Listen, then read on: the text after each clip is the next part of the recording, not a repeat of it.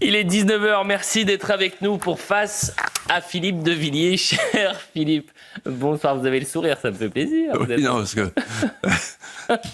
Mais quoi ? Parce que vous sortez des vannes. Ah oui, ça va être de ma faute maintenant. Geoffroy Lejeune, on est toujours responsable. Il n'est responsable de rien. Et il faut dire aux gens que... Il y a un côté macroniste en Philippe de Villiers, voilà, il n'est responsable de rien. Rien. Il faut dire que la demi-heure avant l'émission, il fait que ça, mais bon, ça... Oui, évidemment, et c'est de notre faute, bien sûr. Philippe de Villiers, vous avez aussi le sourire. Et je regardais l'information concernant Populicide, l'information de la semaine, c'est que c'est un immense carton, visiblement, puisque vous êtes numéro 1 des ventes, 38 000 exemplaires.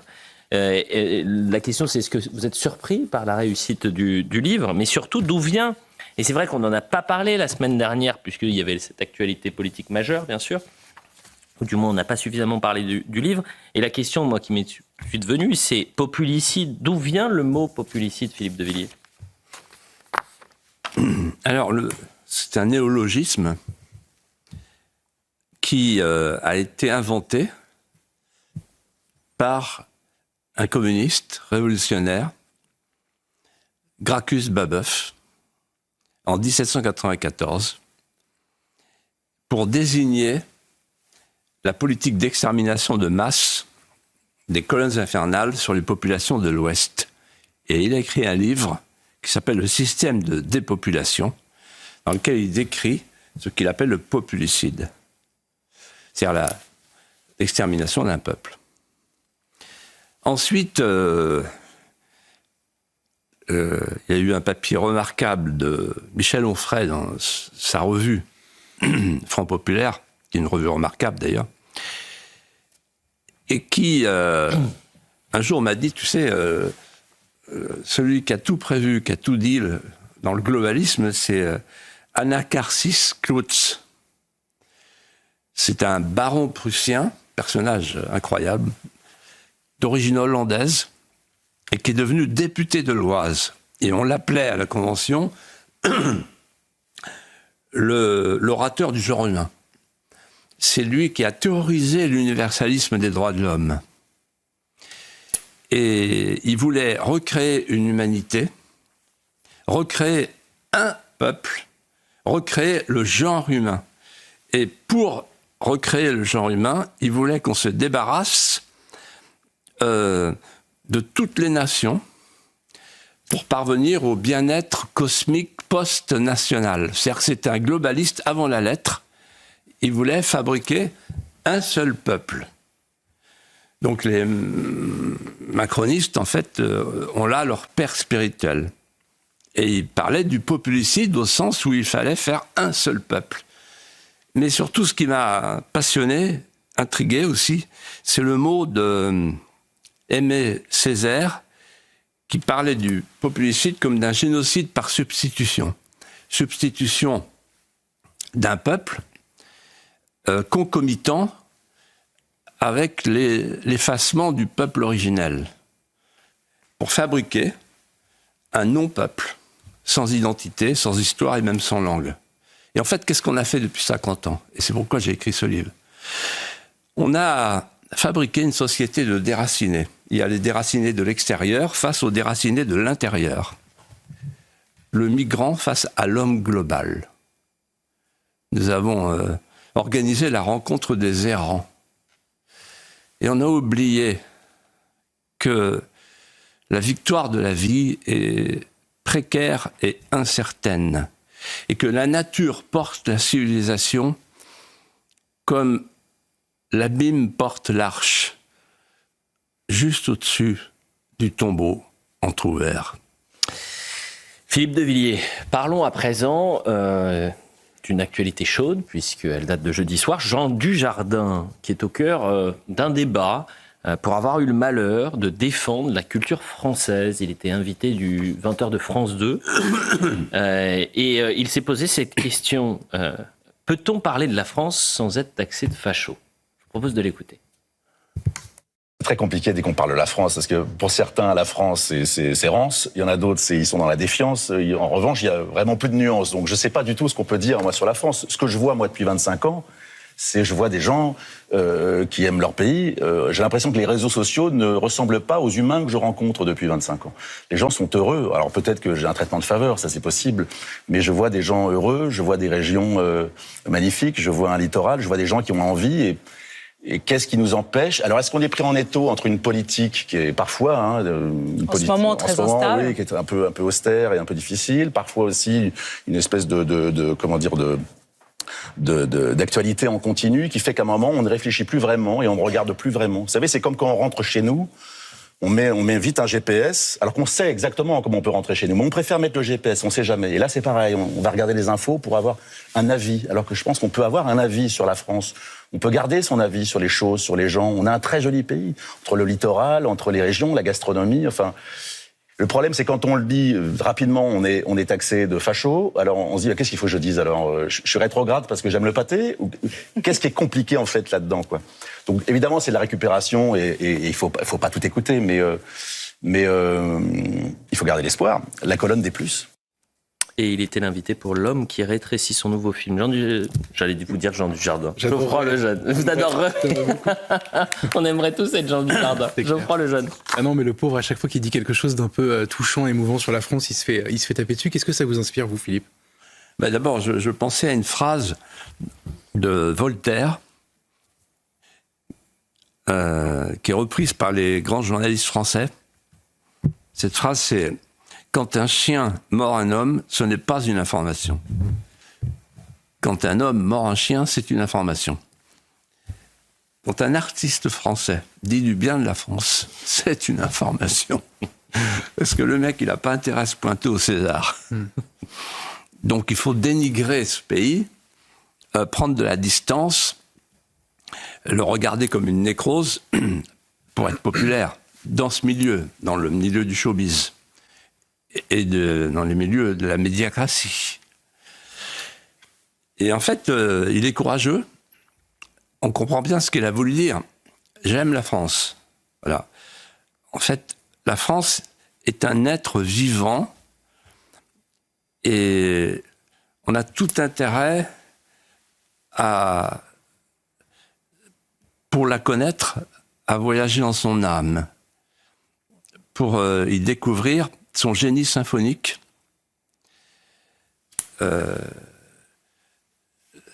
avec un jeu de tonalités multiples qui en fait la richesse. En fait, c'est pour ça que dans mon livre, je parle de la francisation nécessaire. Il faut franciser, c'est-à-dire refaire des héritiers, n'en déplaise à Madame Pivet, la présidente de l'Assemblée, qui a osé dire qu'il fallait taxer les héritages. J'irai taxer sur vos tombes. Il faut faire des enracinés, il faut faire des petits propriétaires du petit lopin de souvenirs, pour chacun. Et en fait, en écoutant Jean Dujardin, à l'instant, je pensais à mon père. Mon père nous disait à nous, ses enfants, le danger pour vous, c'est l'aigreur, parce que vous êtes lucide, parce que je vous ai appris la lucidité. C'était un regard juste et vrai sur le monde, et donc douloureux. Et il ajoutait ceci: si vous voulez pas céder à l'aigreur, si vous voulez garder votre équilibre et votre sérénité, et la transmettre ensuite à ceux qui viendront derrière vous, il faut faire la chose suivante: partager la journée en 2 temps. Premier temps, le matin, s'indigner. Parce que si vous n'êtes pas indigné, c'est que vous ne voyez rien. C'est-à-dire le matin, imprécateur. L'après-midi, réparateur-créateur. Et c'est avec ce conseil que moi j'ai forgé une devise qui m'a été utile et qui m'est utile tous les jours. Une société se sauve non pas par des mises en garde, mais par des réalisations qu'on accroche à contrepente. Donc, celui qui dit « tout va bien », un député LR, « tout va bien, ça pourrait être mieux, mais c'est quand même pas mal, ne vous plaignez pas, ça pourrait être pire », bon, rien compris. En revanche, quelqu'un qui se contente d'être imprécateur sans être en même temps créateur, réparateur, il faut remettre des piolets sur la pointe du hoc. Voilà. Sinon, en fait, on est happé par le vide qu'on dénonce. Voilà. Et si je voulais écrire ce livre testament, c'est parce que je voulais dire ce qui se passe dans la coulisse depuis 50 ans. Vous allez voir, c'est hard. Et vous vouliez avoir... Et en même temps, je voulais expliquer comment on pouvait sauver le pays. J'ouvre et je ferme une parenthèse, mais vous vouliez avoir aussi un mot pour Brigitte Bardot, Philippe de Villiers.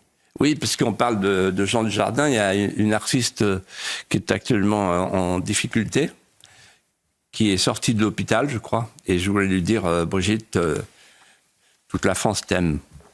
Et je crois que c'est réciproque, elle vous apprécie beaucoup. Oui. L'année dernière, on avait vu, c'était une déclaration, je crois, dans Valeurs Actuelles, Oui. où elle disait qu'elle suivait l'émission. Donc on pense chaleureusement à Elle elle. pas une émission que c'était le meilleur moment de sa semaine. Ah oui, écoutez, vous avez meilleur souvenir que moi. Ça m'a Elle fait- aime- Et qu'elle était bluffée aussi par Philippe de Ça Villiers. fait longtemps, je crois qu'elle vous aime beaucoup. Non, elle a dit qu'elle aimait beaucoup les animaux, et il y avait un animal politique qu'elle aimait aussi. La politique, justement. Vous me faites la transition, Philippe de Villiers. Sébastien Lecornu a donc présenté sa feuille de route devant les députés. La motion de censure, les motions de censure n'ont pas été adoptées. La suspension de la réforme des retraites a permis de sauver le gouvernement Lecornu. Merci au PS, merci aux Républicains. Ce sondage qui était paru cette semaine, 62% des Français qui sont mécontents de la renomination de Sébastien Lecornu. Philippe de Villiers, quel regard portez-vous sur d'abord la feuille de route, la déclaration de politique générale de M. Lecornu? Alors, j'ai regardé mardi la déclaration de politique générale. Et je vais vous dire, franchement, ce que je pense. Dans ma vie, j'ai vu des choses saisissantes, j'ai vu des choses inouïes, j'ai vu des choses cocasses, j'ai vu des grandes choses. J'ai vécu Faustocopie qui s'envole dans l'isoard. J'ai vu à l'Assemblée Gaston Defferre prendre à partie un député qui s'appelait René Ribière et le provoquer en duel. Donc j'en ai vu, mais j'avais jamais vu ça. Pourquoi ? Là, on est au comble de l'esthétique. J'avais jamais vu cet hémicycle dans cet état-là, la parole publique qui devient une flaque de boue. Alors, je vais vous faire une sorte d'apologue. Avant l'apologue. En vous faisant revivre ce que moi j'ai vécu et ce que vous avez vécu devant votre poste. Alors il y a, face à l'hémicycle, Lecornu, racorni, recroquevillé, penché, enveloppé dans son lutrin. Il avale ses 2 micros pour ne pas avaler ses mots ni son honneur. Il ne lève pas la tête. Et en fait, c'est une scène d'humiliation et de capitulation qui m'a rappelé le groupe statuaire des bourgeois de Calais d'Auguste Rodin.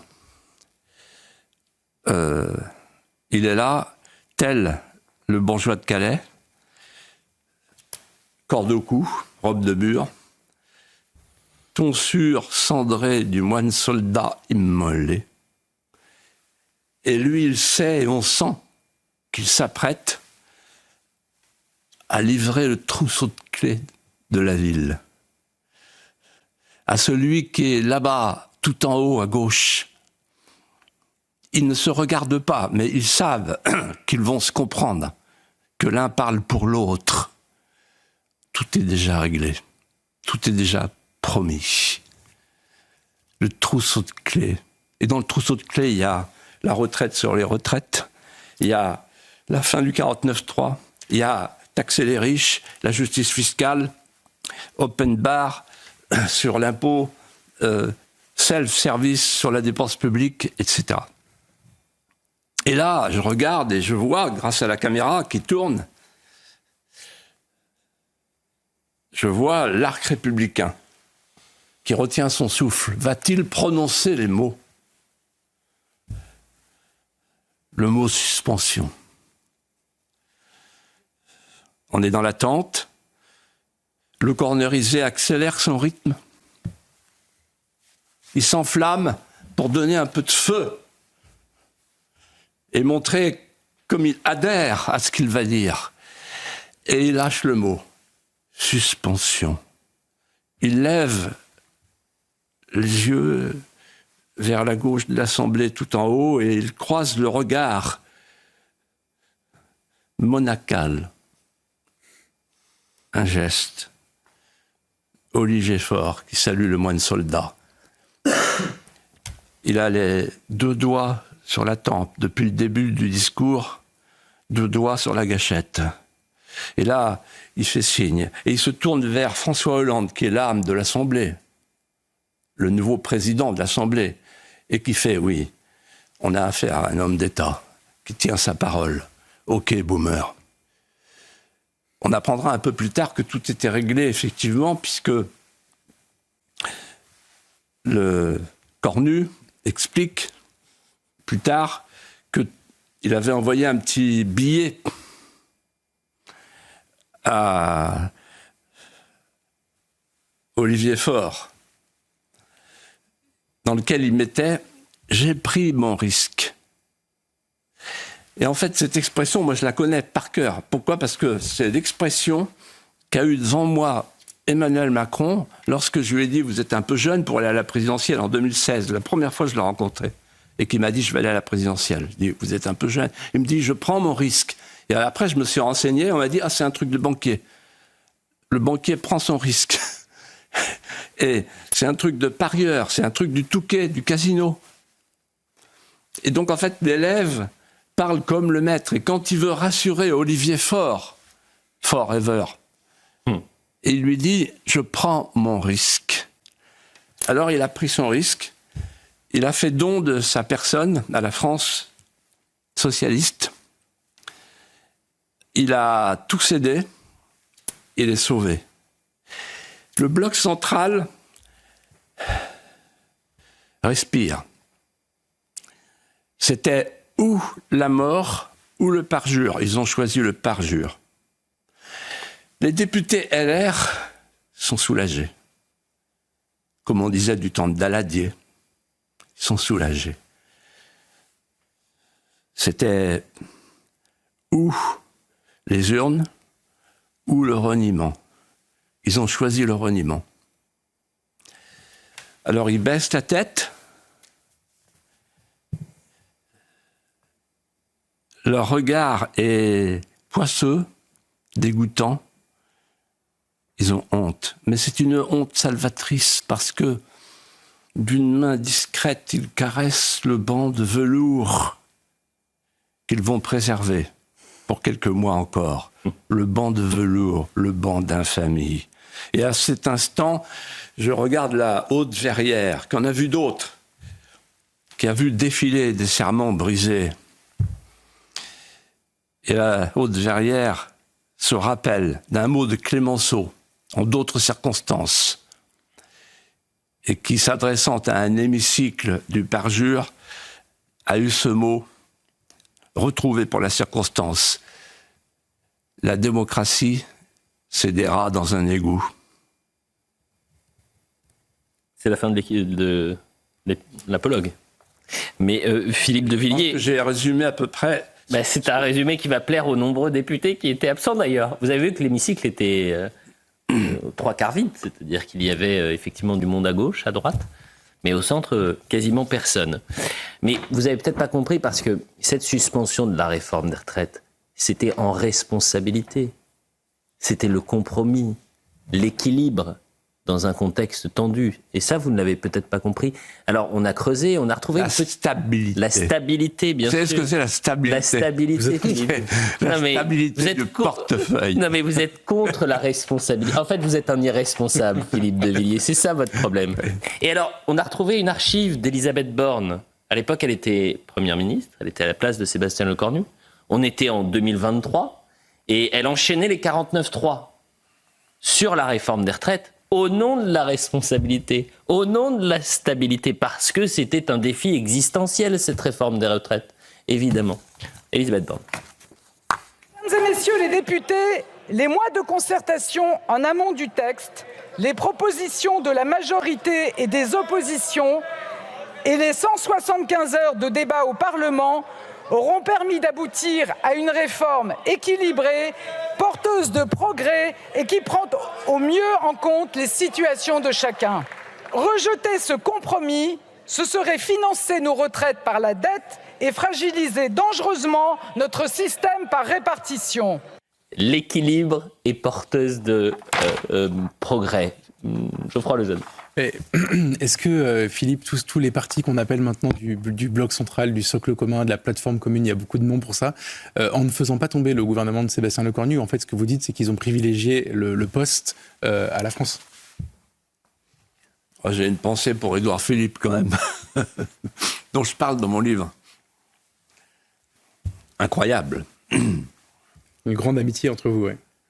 Ben, c'est pas ça, mais le problème, c'est que à cause de gens comme lui, les gens ne croient plus du tout à la politique, parce qu'ils ne croient plus à la parole publique.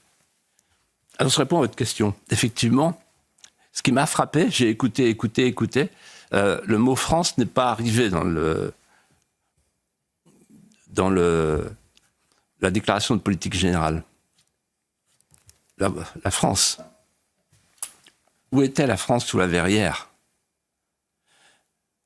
Or, tous ces politiciens, en fait, marchent à l'aveugle au-dessus du vide. Ils n'ont même pas le vertige de l'abîme qui s'ouvre. Ils ne le voient pas. En fait, ce qu'on pourrait leur reprocher, c'est pas le parjure, c'est l'ignorance.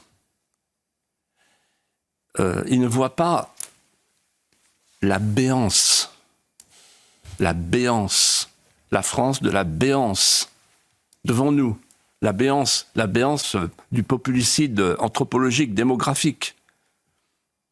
La France se dépeuple, la France se repeuple. La France se dépeuple des siens, elle se repeuple des autres.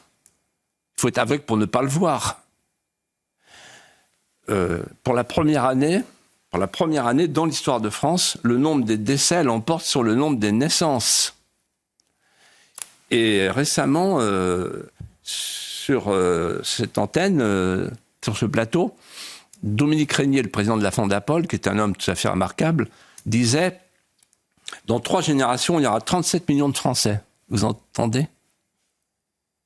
Le trou noir. Et pire que ça, ce que je raconte dans mon livre, c'est qu'il y a un nouveau phénomène sociologique qui arrive des États-Unis en France. Est-ce que vous connaissez les Dinks et les Gins? Alors, il y a le sans-tabac, il y a le sans-contact, il y a le sans-gluten, le sans-alcool, et maintenant il y a le sans-enfant, qui est une préconisation. Les Gins, c'est double income, no kid. C'est-à-dire double revenu, pas d'enfant. C'est la conception consumériste de la nouvelle génération. Et puis les Gins, c'est green inclination, no kid. Pour sauver la planète, il ne faut pas faire d'enfants. Et donc, en réalité, on est dans un tropisme suicidaire. Et c'est pourquoi j'ai écrit ce livre. C'est un livre d'alerte. Mais il n'y a pas que cette béance-là, il y en a une autre béance qu'on ne voit pas. C'est la béance des comptes. La béance des comptes publics avec une spirale hélicoïdale de la dette, du déficit, des prélèvements. Record du monde, record du monde, record du monde. Alors qu'il aurait fallu baisser les impôts, baisser les dépenses en même temps. Ce qui était possible, ce qui est facile. Simplement, il ne faut pas obéir à l'état profond. On fait l'inverse. On s'apprête à augmenter les dépenses, à augmenter les impôts. Et derrière le déséquilibre des comptes, il y a quelque chose qui est encore plus grave. C'est que c'est la déchirure des tissus conjonctifs de l'économie productive. Vous avez vu le chiffre des faillites en septembre, c'est un record dans l'histoire de France. Record des PME. Et donc, en fait, au lieu de désétatiser l'économie, on étatise un peu plus chaque jour l'économie. Et il faudra qu'on aborde ce sujet une prochaine fois. la France est en train de devenir un protectorat américain sur le plan économique, un protectorat américain, un protectorat chinois. On a annoncé cette semaine que Stellantis, Sanofi, LVMH partent s'installer aux États-Unis. Et que les industries de main-d'œuvre sont maintenant grignotées par la Chine. Et enfin, la dernière béance, c'est la plus importante. C'est la béance de l'imaginaire français. En fait, les Français voient que le pays a perdu les clés de la maison, puisqu'on n'a plus la souveraineté. On n'a plus la souveraineté sur rien. Et deuxièmement, qu'on a démoli les murs porteurs de la maison. Qu'est-ce qu'il en reste de la maison? On a démoli les murs porteurs, c'est-à-dire qu'en fait, il n'y a plus d'imaginaire collectif en France. Et un pays qui n'a plus d'imaginaire collectif, il ne peut pas survivre. C'est l'urgence des urgences. C'est la béance des béances. On revient dans un instant, Philippe de Villiers. On a encore beaucoup de sujets à traiter dans la seconde partie. À tout de suite. Retour pour la suite de Face à Philippe de Villiers, toujours avec Geoffroy Lejeune, bien sûr. Philippe de Villiers, vous souhaitez terminer votre réflexion autour du gouvernement de Sébastien Lecornu. Sébastien Lecornu et son gouvernement sauvés. Et maintenant, Philippe de Villiers, que peut-il se passer? Il y a trois questions. Que peut-il se passer pour la réforme des retraites, la suspension promise? Alors là, ma réponse, c'est peut-être une arnaque. Parce qu'il y a une course de haies maintenant, de 400 mètres haies. Avec 4 séries de haies. Donc d'abord, il faut que ça soit voté par l'Assemblée. Parce que là, on est dans un régime d'Assemblée. Hein. Donc la cacophonie organisée. Ensuite, il faut que ça soit voté par le Sénat. Or, le Sénat est contre. Ensuite, il faudra la commission mixte paritaire. C'est une autre histoire. Et enfin, en embuscade, l'état de droit, avec Richard Ferrand, le copain du locataire de l'Élysée, où il se retrouve de temps en temps à prendre une soupe aux oignons. Voilà. Donc, en fait, on n'est pas sorti de l'auberge. Et à mon avis, quand je vois beaucoup de socialistes, je me dis, ils ont quand même des têtes de cocu. Donc ça peut arriver. En politique, ça peut arriver d'être cocu. C'est-à-dire, on croit baiser le mec en face, mais... pardon. on est à la télévision. Philippe, on n'est pas dans le salon. Je retire bien évidemment. Mais comme ça, les gens sauront maintenant. Là, en dehors de l'antenne. Non, alors, on va dire... Bernet, bien sûr. On trouve toujours plus malin. Oui. Voilà. Donc ça, c'est le premier point. Deuxième point, après le budget. Alors, le budget, ça va être la foire à l'impôt, puisque c'est un régime d'assemblée, donc chacun va ajouter ses impôts. Et... alors déjà, on nous annonce donc 14 milliards de prélèvements supplémentaires, certains disent 19. Dans les 14 milliards, il y a 10 milliards d'impôts sur le revenu, avec 200 000 foyers supplémentaires. Excusez du peu, ils nous regardent là, ils ne savent pas encore, mais ils vont le comprendre assez vite, qui pour l'instant ne payent pas l'impôt sur le revenu. Ensuite, il y a 19 ou 20 ou 29, on ne sait pas trop, dépenses supplémentaires. Vous vous rendez compte? Alors qu'on est dans une situation d'endettement sur 3 400 milliards et que la charge de la dette va être de 80 milliards par an à partir de l'année prochaine. C'est beaucoup plus que le ministère de l'Éducation nationale. Ils sont complètement fous. Et... alors, ticket restaurant taxé, l'éthanol taxé, le chèque Noël taxé, les chèques vacances taxés, les indemnités pour les personnes qui ont des affections de longue durée taxées, etc., etc. Et encore, on n'a pas tout vu. Et encore, c'est avant le débat, vu que le gouvernement a donné les clés à cette assemblée de Ludion et d'Istrion. Donc chacun va amener sa dépense, chacun vient avec son panier. C'est le grand pique-nique. Pique-nique de l'impôt et de la dépense. Bon. Troisièmement, le devenir des députés faut quand même qu'on ait une pensée pour eux, non, ce soir. Alors, je vais vous dire, en les regardant, je pensais à une image de Marie-France Garot, quand j'ai créé le MPF. En fait, j'ai créé le MPF parce que après l'Astrie, j'ai dit, moi, je veux rien avoir à faire avec ces gens-là. Ils ont trahi la France. Et donc, ils ont largué la souveraineté. Donc moi, je veux faire un parti souverainiste. 1994. Et je parle avec Marie-France Garot, et elle me dit, vous savez, Philippe, c'est un petit parti, bon, c'est normal, c'est un parti naissant, mais méfiez-vous quand même d'une chose, c'est que la Ve République, c'est un manège qui tourne très vite, et à cause d'un mode de scrutin qui fait que vous avez un axe central et vous avez des forces centripètes et des forces centrifuges. Et donc, si vous êtes dans les forces centripètes, c'est-à-dire les partis installés, les partis majoritaires, il n'y a pas de problème.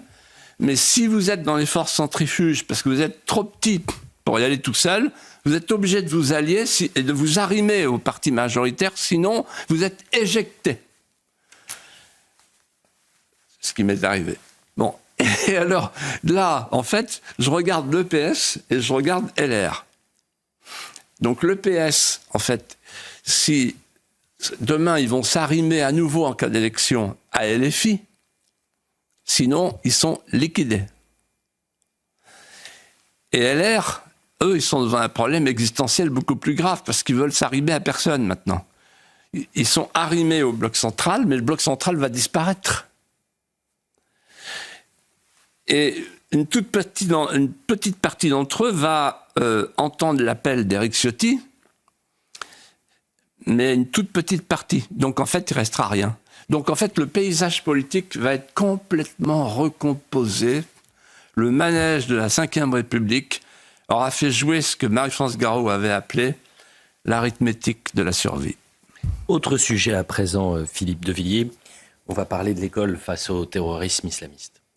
Mardi, une minute de silence a été observée dans tous les collèges et lycées de France afin de rendre hommage aux professeurs Samuel Paty et Dominique Bernard, victimes du terrorisme islamiste, assassinés en 2020 et en 2023.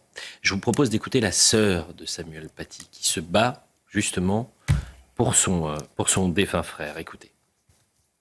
Je n'arrive pas à comprendre pourquoi personne n'a pris fait et cause pour mon frère. C'est totalement invraisemblable et c'est ce qui continue de se produire à l'heure actuelle. On attend. Ça continue de se produire ? Je dirais que oui. Beaucoup d'enseignants, et on le voit, que l'enseignant est quelque part un peu toujours considéré fautif s'il y a un trouble qui se produit. Alors les personnes concernées, je dirais que se sont expliquées eux-mêmes, avant même que je les sollicite, dans un rapport qui avait été sorti par l'Éducation nationale. C'était une enquête administrative qui avait été diligentée et qui a été assez bâclée puisque l'enquête a été bouclée en 15 jours. C'était quand même assez compliqué de faire le tour de la question en seulement 15 jours. Voilà, où eux ont donné leur version des faits qui, en résumé, dans ce rapport, c'est qu'ils estiment qu'ils ont agi comme ils devaient agir et qu'ils ont tout fait pour essayer d'aider mon frère. Sauf que dans les faits, le fait d'envoyer un référent laïcité à mon frère pour lui expliquer qu'il ne maîtrisait pas les règles de laïcité, c'est quand même une prise en charge totalement lunaire par rapport aux événements. Geoffroy Lejeune. Philippe, au mois de juillet dernier, on avait noté que François Bayrou, dans son discours à l'Assemblée, n'avait pas prononcé une fois le mot immigration. Cette fois-ci, c'est le mot islamisme qui n'a pas été prononcé une seule fois par Sébastien Lecornu. Comment vous expliquez cette omission ? Bon, d'abord, je suis bouleversé parce que je pense à la solitude des familles. La famille Paty, la famille Bernard. Et en fait, à la question qui se pose, et que pose Michael Paty, a-t-on tiré les leçons ? Visiblement non, puisque dans le discours de M. Lecornu, il n'y a pas eu un mot sur l'islamisme. Alors les leçons, pour moi il y en a 4. La première leçon, c'est c'est la leçon des revenants. Vous avez fait un papier excellent là-dessus, dans le JD News. Il y a 350 terroristes dangereux, hyper dangereux, qui ont été libérés, qui sont dans la nature. Il faut savoir qu'il faut un policier il faut 10 policiers par cible. Donc, on n'a pas le compte pour les suivre. Et par ailleurs, le Conseil constitutionnel, j'ai lu ça dans cet excellent papier du JD News, signé par William Molinier. Le Conseil constitutionnel s'oppose à ce que la durée du suivi soit supérieure à 1 an. Donc, ça, c'est la première chose. Ensuite, il y a la question de l'islamisation de la France. On avait parlé d'un rapport sur les frères musulmans. Il ne s'est rien passé depuis.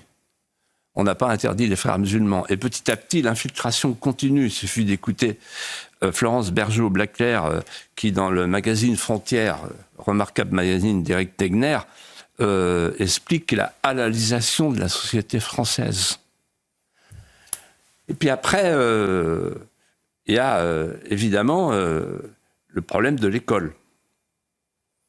En fait, dans mon livre, je raconte une conversation avec Ernest Chénière, qui était un homme remarquable, qui était le principal du collège de Creil, et qui m'a dit « Tu verras, Philippe, on va se coucher. On va se soumettre. Sur le long terme, c'est fini. C'est fini. On n'a pas la force. On n'a plus la force. » Et là, qu'est-ce qu'on a en fait? On a une école de la soumission, avec les 3 soumissions. La soumission, d'abord des enseignés, parce que le nombre est là. C'est le nombre qui fait la classe. Et donc, c'est l'assimilation à l'envers.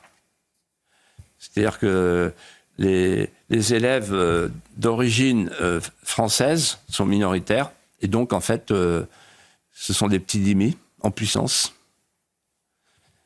Ensuite, il y a la soumission des enseignants. Après, la soumission des enseignés. La soumission des enseignants, parce qu'en fait, dans le temps, la menace pour un prof, c'était de perdre sa classe. Maintenant, c'est de perdre la vie. À cause de la fameuse recommandation, on va te faire une Samuel Paty. Donc le prof, il guette les regards, il se sait surveiller, il apparaît comme un intrus, et la question qui se pose, c'est se taire ou fuir. Et puis la soumission de l'enseignement lui-même, c'est encore plus grave. C'est-à-dire qu'en fait, on n'enseigne plus le creuset français, on n'ose plus, puis c'est plus possible. Et pourquoi? Parce qu'il y a la halalisation des esprits et la wokisation des esprits. Et donc c'est une double soumission de l'école aujourd'hui, de l'école française. Ouais. Est-ce que dans l'école française, on peut encore parler de la France, du récit fondateur mis à la portée des jeunes élèves? Non. Et donc voilà les 3 urgences.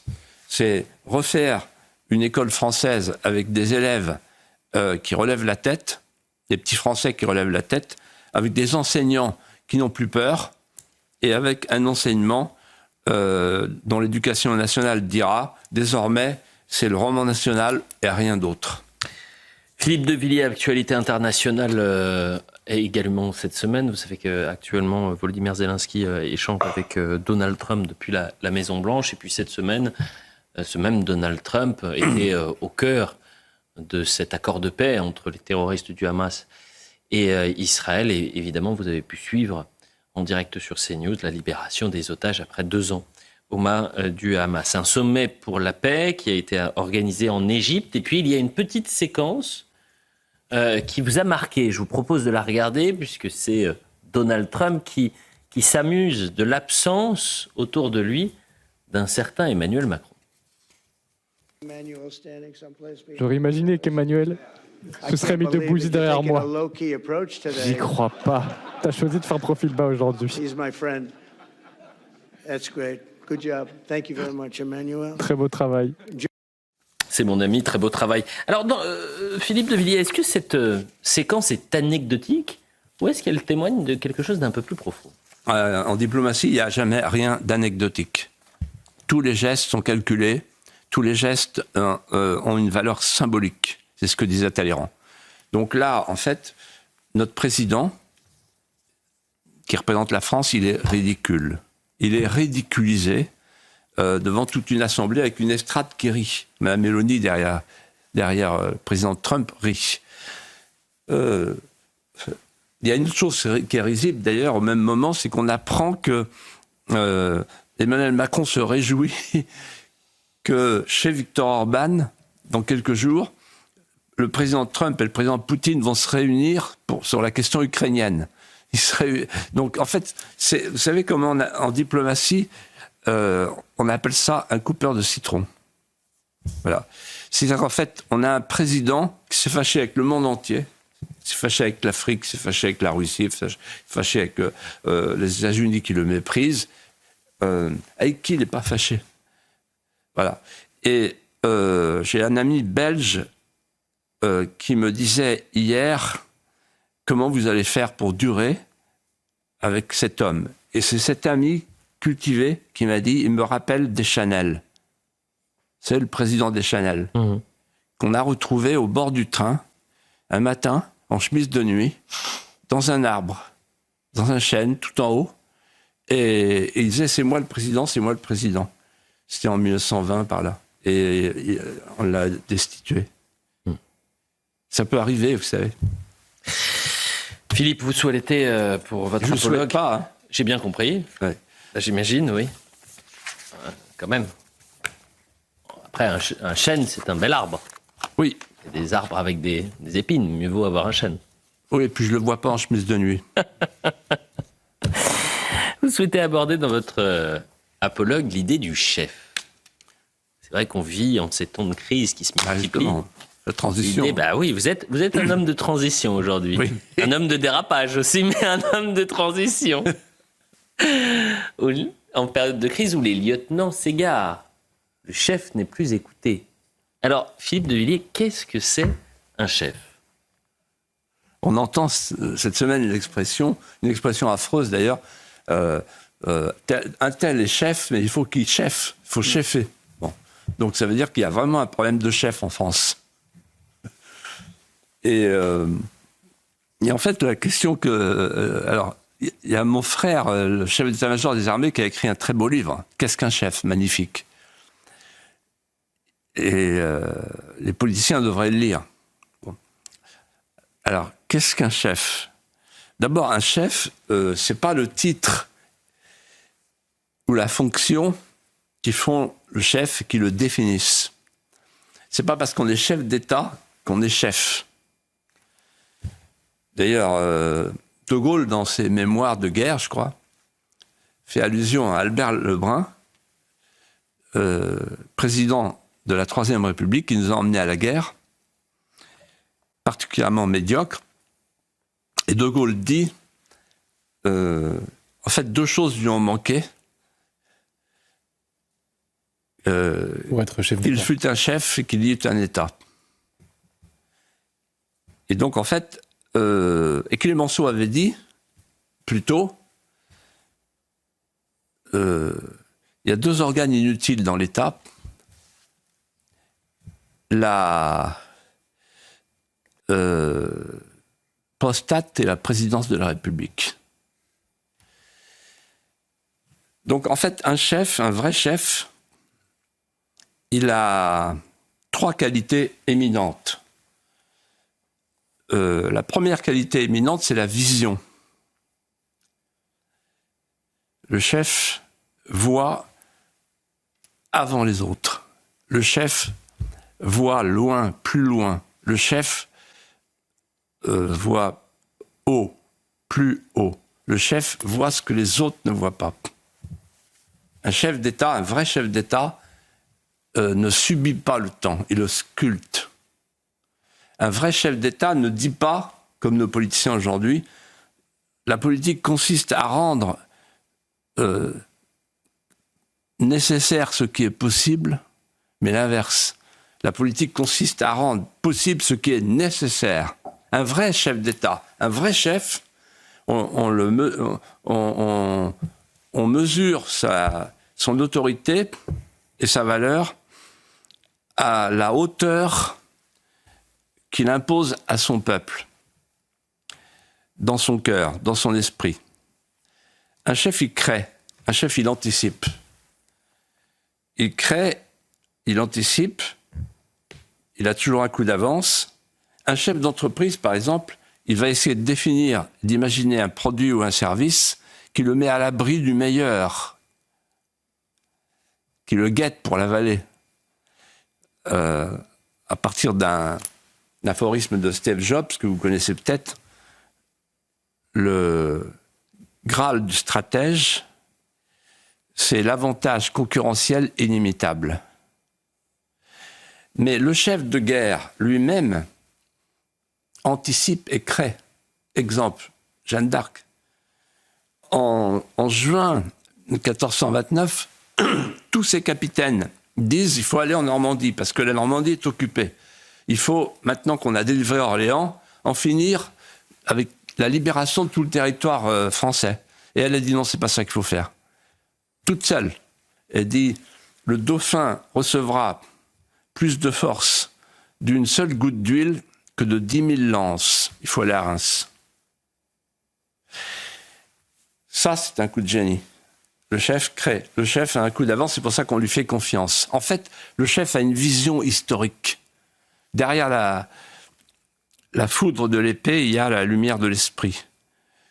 De Gaulle disait, dessous les visions d'Alexandre, les victoires d'Alexandre, il y a toujours Aristote. En fait, la deuxième qualité du chef, c'est la force du caractère. La force du caractère, c'est la constance dans l'adversité. Un chef avale les creux et les bosses d'une égale humeur. Ensuite, c'est la solitude du chef, le chef qui marche sur la cime. Il est seul. Il est seul, le chef. Et puis surtout le courage. Et je repense au fameux discours d'Harvard, Le déclin du courage de Solzhenitsyn, qui dit il y a 3 formes de courage. Le courage de voir. Le chef doit voir, par exemple, aujourd'hui, je cite Solzhenitsyn, que le système occidental va vers son état ultime d'épuisement spirituel. S'il ne le voit pas, il ne fera rien pour corriger le tir. Ensuite, le courage de dire, le chef, il est comme les rameurs. Il faut gagner à la rive comme les rameurs en lui tournant le dos. Le chef, il est à contre-pente. Il est dans le contre-temps. Il est à contre-courant.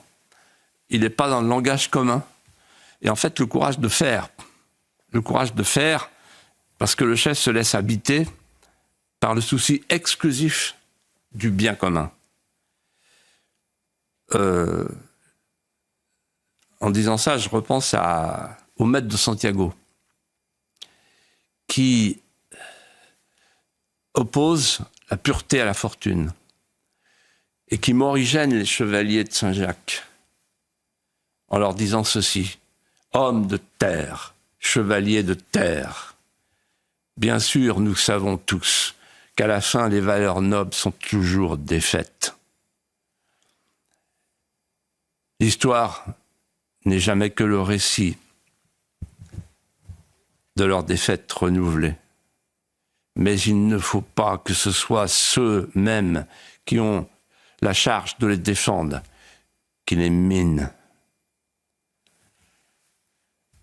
La troisième qualité du chef, la plus mystérieuse, et qui ne s'apprend pas, c'est le magnétisme. Le chef, en fait,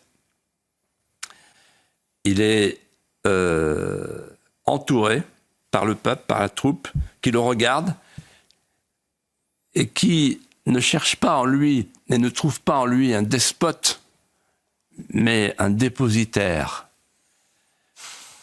C'est là une mystérieuse alchimie par laquelle un homme attire, agrège des volontés, des esprits et des cœurs. Et en fait, en répondant à cette question, qu'est-ce qu'un chef ? Je me dis que un chef, il doit relire le testament politique de Richelieu. Et notamment cette phrase qui m'a toujours frappé. Ceux qui sont dans le ministère de l'État doivent imiter les astres qui, nonobstant les aboiements des chiens, ne laissent pas de les éclairer. Qu'est-ce qu'un chef? Voilà la réponse donc de Philippe de Villiers. Et vous avez rendu hommage à votre frère. Pour tout vous dire en toute transparence, je ne savais pas que... Je ne me rappelais plus du titre, du moins, du livre de votre frère. Qu'est-ce qu'un chef? Et c'est l'occasion de le saluer. Chef d'état-major des armées. Un grand merci Philippe de Villiers. Merci Elliot. À la semaine prochaine, bien sûr. Merci beaucoup. Merci à vous, Geoffroy Lejeune. Et nous, on se retrouve dans quelques instants, pour l'heure des pros. À tout de suite.